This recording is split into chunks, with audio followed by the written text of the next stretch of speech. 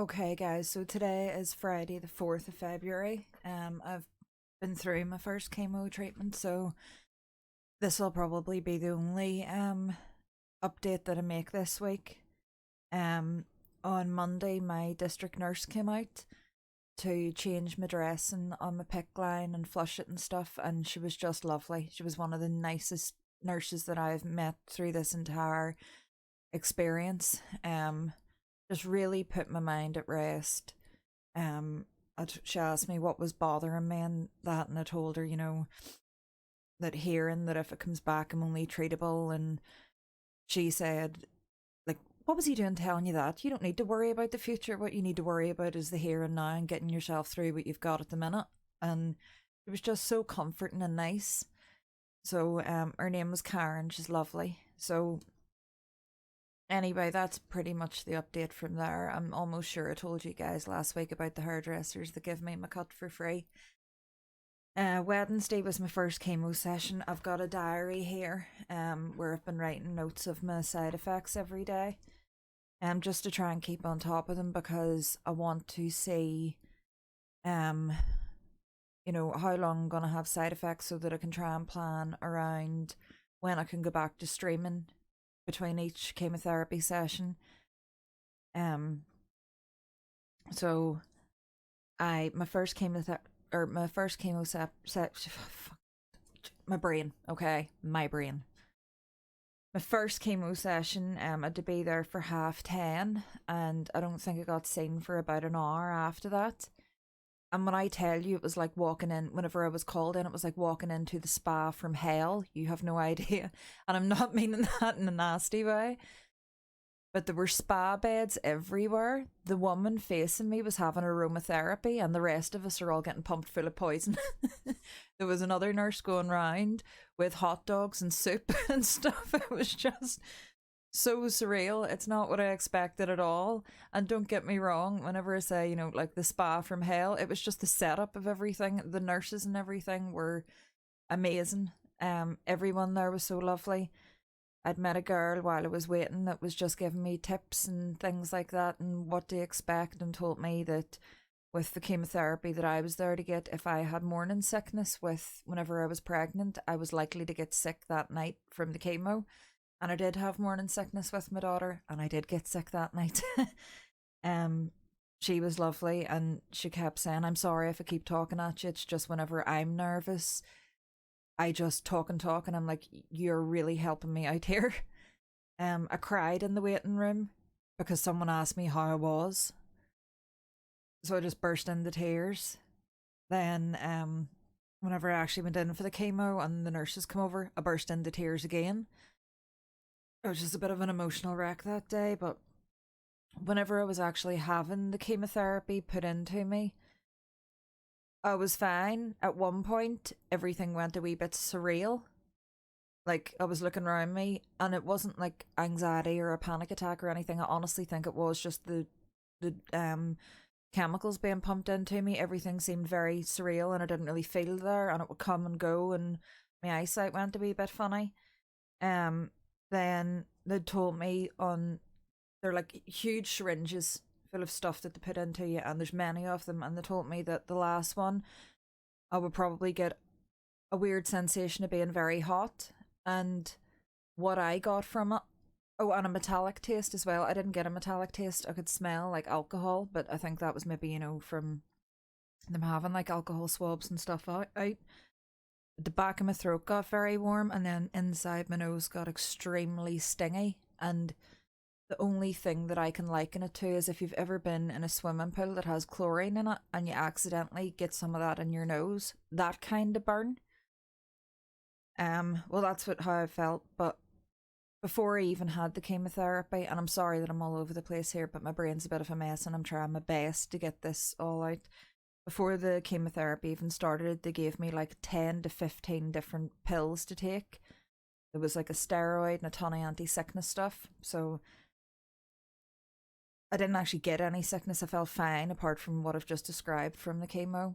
And then, because I hadn't eaten before I went, I explained to them I can't eat whenever I get up early in the morning, or else it just makes me sick for the rest of the day. My stomach condition, I have to take it very slow So it's the earliest I can eat is about lunchtime, because if I eat before that, then I get chronic pain and I'm constantly throwing up.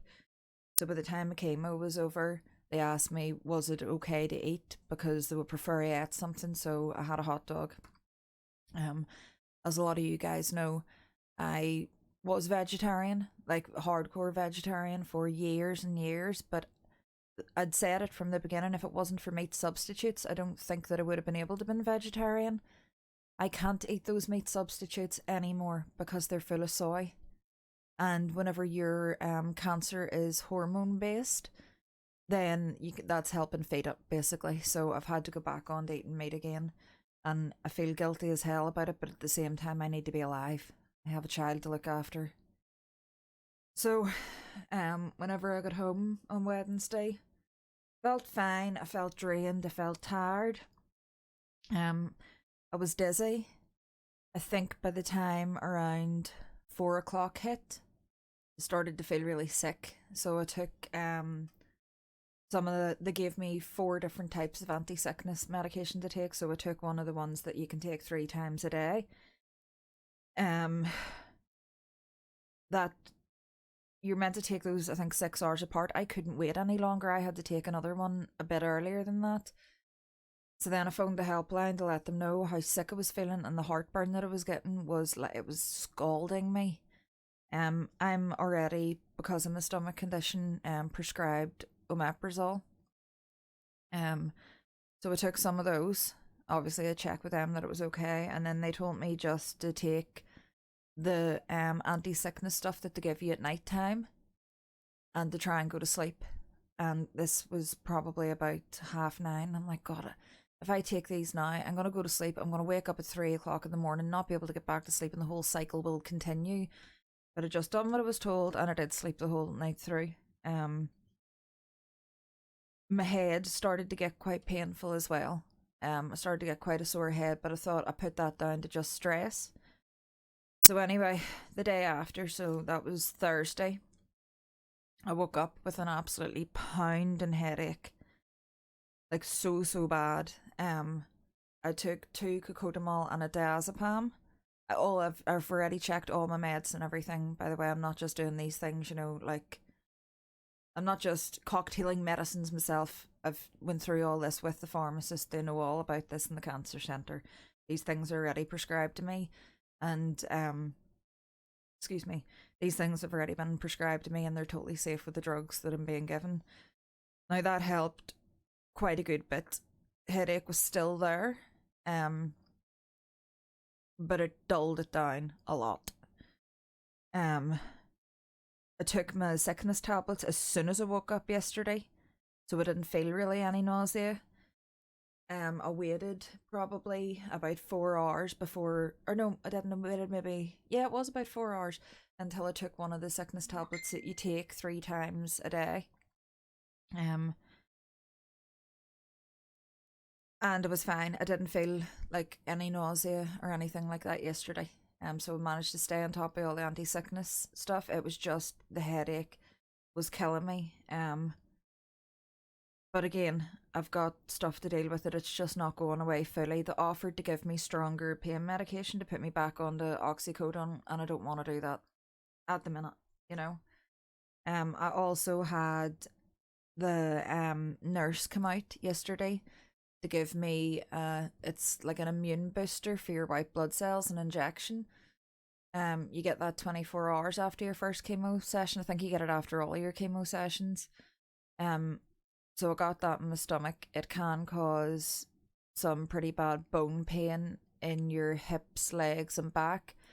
So far so good. I haven't had any of that, which I feel lucky for, because I've got a bad back and a bad hip already, for flip's sake. To add to my laundry list of reasons why my parents never should have got together and pumped out kids. They've passed all their ailments on to us.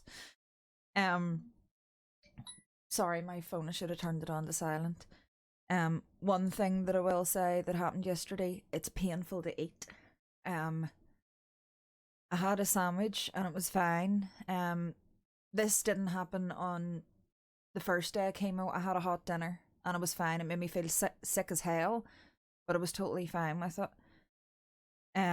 But yesterday, I had for dinner Chris had made a bowl of pasta, and it wasn't even that warm, but it, not in my mouth, but as it was, I could feel it going down the pipe into my stomach, and it felt. Hold on a minute, did I just turn this flipping ringer off because it's not going to shut up? Um, as I was swallowing, it was like pure acid. It was so unbelievably painful. So that was a horrible thing. All day yesterday, I just didn't feel right.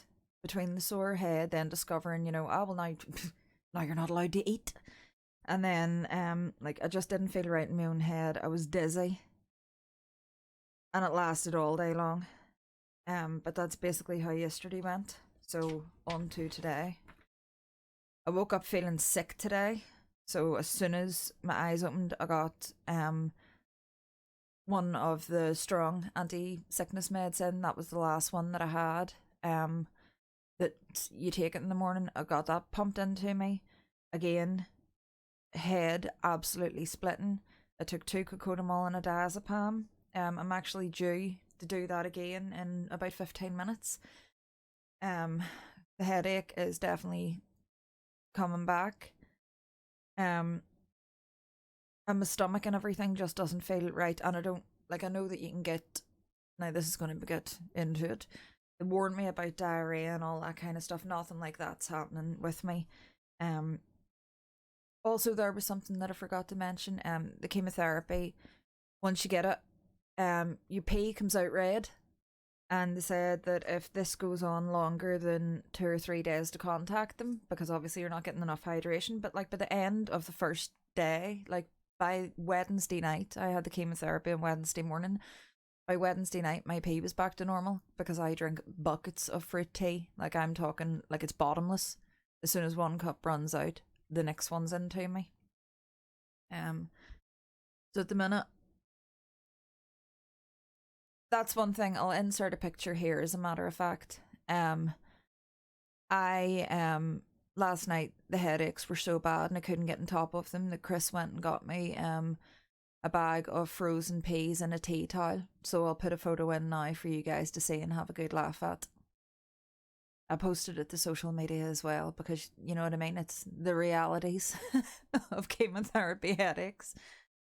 But I know that now that there are actually sort of like head things that you can put in the freezer and like put on. So I've got some of those ordered, and they should be here soon, which will be good because the weight even of the peas on the top of my head wasn't feeling the greatest, and it would help for like a few minutes and then it would hurt more than anything else. And just trying to do anything. My mom had suggested to me to like put like vapor rub on my head, but even the smell of that turns me at the minute. Like I'm not doing very well with strong smells at all. Like I was using a hand sanitizer and it was making my head throb and making me feel sick. So that's where I'm up to today. I just feel so tired, tired and sore, and the nurses had recommended that I go get liquid Gaviscon for this burning sensation. Take my omeprazole in the morning, take the Gaviscon before 8, and then have non-live yogurt or ice lollies after to try and help. And if none of those things work, they told me to go back to them.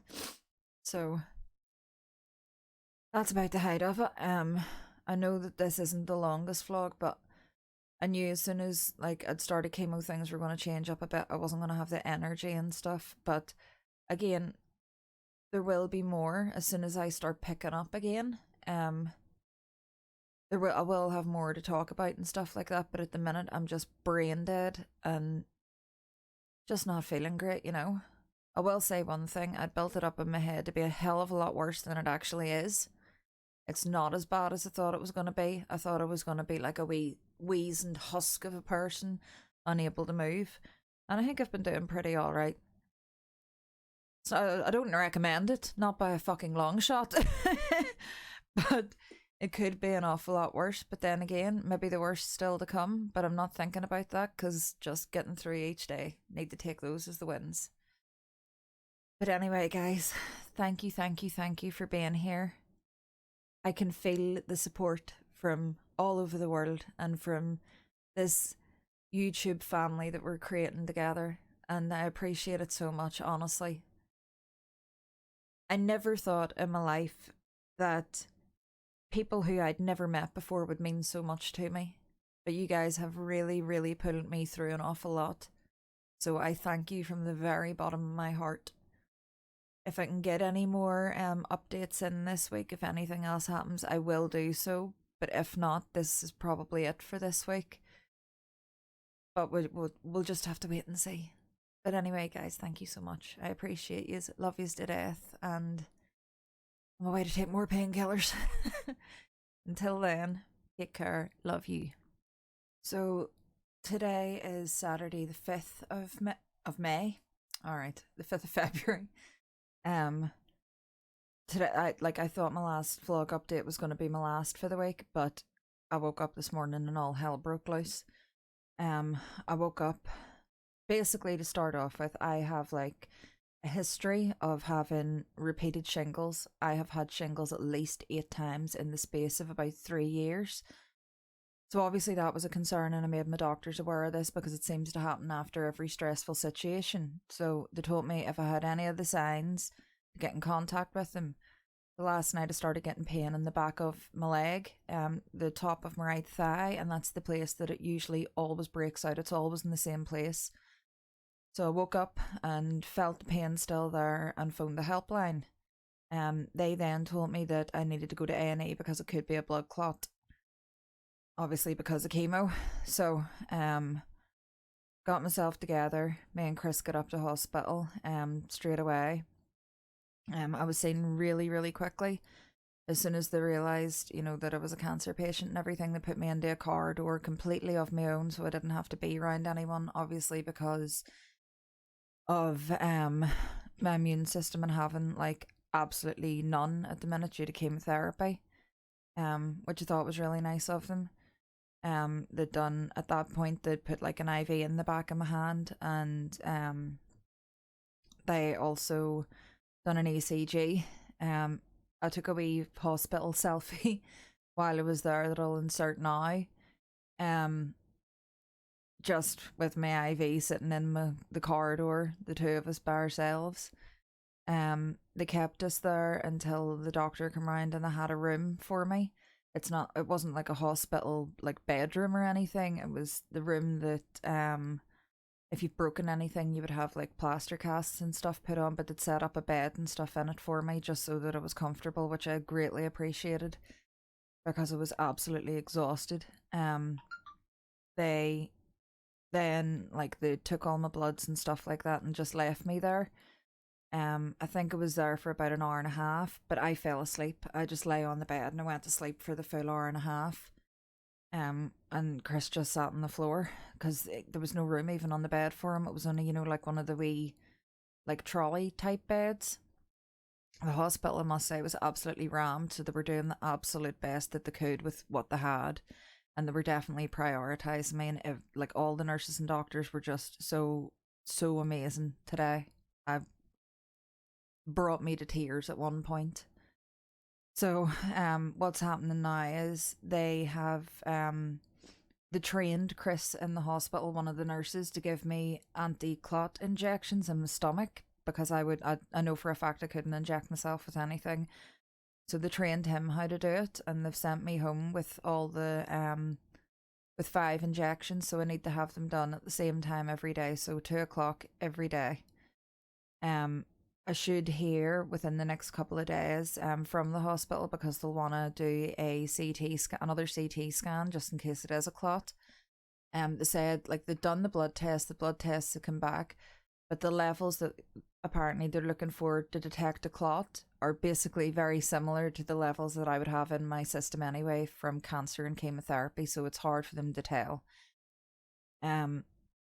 Because he is able to administer these injections, it means then I could get home, which I'm so grateful for, because if I can avoid a hospital stay, I would prefer to be at home. So I'll have this CT scan next week. I just have to keep taking those injections. They told me that if I have any chest pains or anything like that, then to go straight back to them.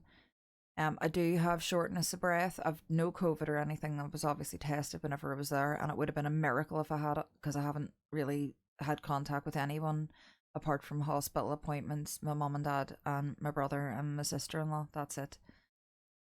Um, so I'm just today I just feel absolutely exhausted, like so tired. It's unreal, but it was a bit of an update, so I thought I'll just jump on quick, update you guys, and let you know what the malarkey of today was. Another day, another drama, eh? So that's what's happening today. Side effect wise, the before whenever I was having the bad headaches, taking the cocodamol and stuff, it was taking the edge off it, but it was still there. Today, it's taken it away completely, which is good. I'm just so tired at the minute, and my back and across my shoulders and stuff are very sore. Um, but apart from that, I'm feeling all right. Apart from my leg is absolutely killing me, like. But hopefully it's not a clot. I'm praying that it's not a clot. But again, I've got these injections that'll thin blood and all the rest of it, so hopefully I'll be fine. But that was just today's wee quick update. Again, I'll gonna be sticking to making these videos because everybody needs to see what this is like to go through, you know. Whenever the time comes, whenever my hair is falling out in clumps, I'll shave it for you. It'll all be on the vlog. I'll be shaving it off because I'm not having it fall out in bits. You know what I mean? I'm either having her or I'm not having her. There's no in between. But anyway, guys, again, thank you so much for all of your support. I appreciate it so very much. You guys definitely do keep me going. You do. Your comments every week just they help so much.